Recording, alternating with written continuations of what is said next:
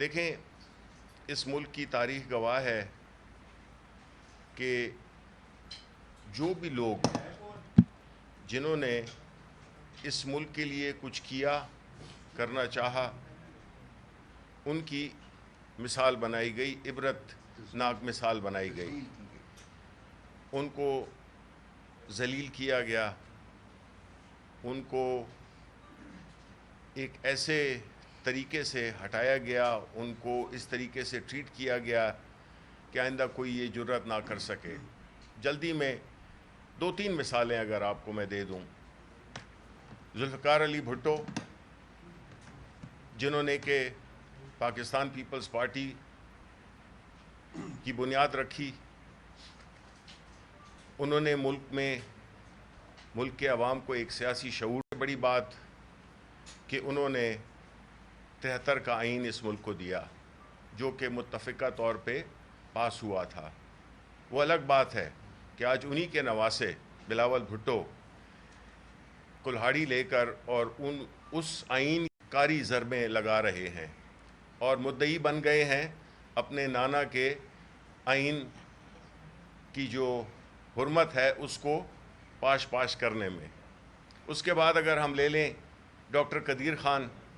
جنہوں نے کہ اس ملک کو دفاعی طور پہ ایک ناقابل تصحیر بنایا، ان کے ساتھ کیا کیا گیا. اور اب ایک ایسا شخص جو کہ اس ملک میں ہمیشہ عالمی سطح پر، مقامی سطح پر ملک کے لیے عزت وقار لایا، چاہے وہ ورلڈ کپ کی صورت ہو، چاہے اس ملک میں ایک حقیقی آزادی کا شعور دینے والا وہ شخص جس نے کہ اپنی مقبولیت کو استعمال کیا عوام کی فلاح کے لیے، غریبوں کی فلاح کے لیے، جس نے شوکت خانم جیسے اسپتال بنائے،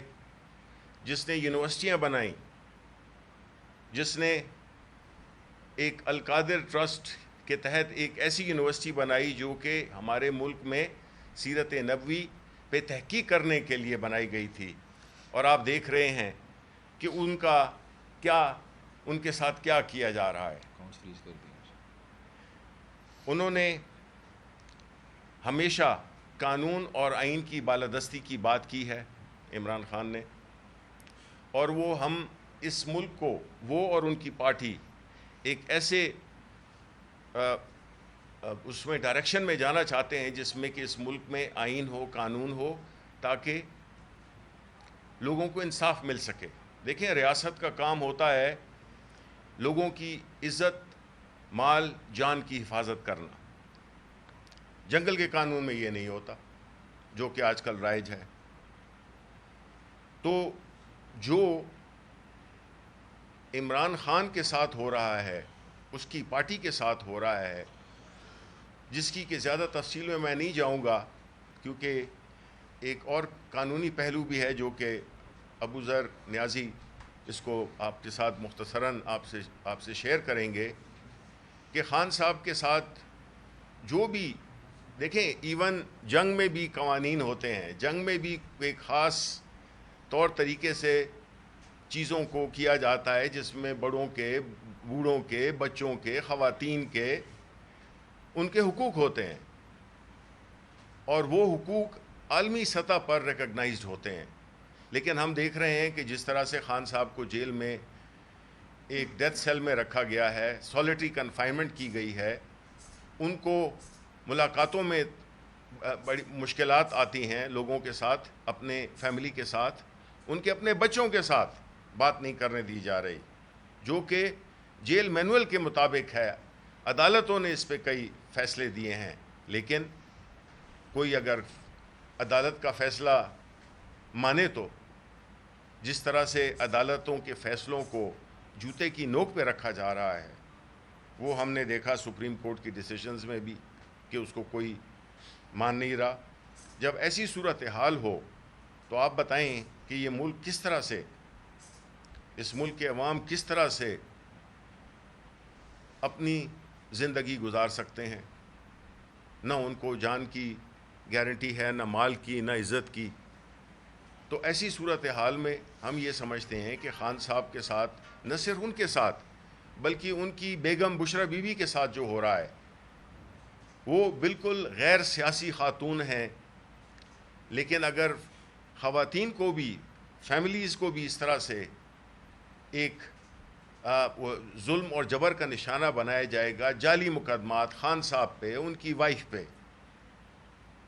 اور ان کی ضمانت میں بھی روڑے، جو کہ قانونی طور پہ ان کا حق ہے، جس طریقے سے اس پورے ان کے کیس کو لیا جا رہا ہے، جس کی تفصیل ابھی آپ کو بتائیں گے، تو میں یہ سمجھتا ہوں کہ اس ملک میں اگر تو قانون اور آئین کی پاسداری نہیں ہوگی، نہ تو یہ ملک چل سکتا ہے، نہ اس کے ملک کے عوام خوشحالی دیکھ سکتے ہیں۔ اور یہی ایک جو حکمران ٹولہ جو کہ ایک ایسی سفر پہ نکلا ہے، کیونکہ یہ سیاسی طور پہ پاکستان تحریک انصاف کا، یہ عمران خان کا مقابلہ کر نہیں سکتے ہیں، اس لیے یہ ایسے اوچھے ہتھ کنڈوں پہ اتر آئے ہیں کہ جس کا کہ سیاسی تاریخ میں کوئی نظیر نہیں ملتی۔ 8 فروری کو جو ہوا وہ عوام نے دیکھ لیا، عوام نے اپنا فیصلہ دے دیا۔ اب عوام کے مینڈیٹ کی اگر کوئی عزت نہیں کرے گا، اور عوام اس ملک کے سب سے بڑے سٹیک ہولڈرز اگر ان کی بات سنی نہیں جائے گی، تو آپ بتائیں کہ اس ملک میں کبھی سیاسی استحکام یا اسٹیبلٹی آ سکتی ہے؟ نہیں آ سکتی۔ اس کے ساتھ ہی میں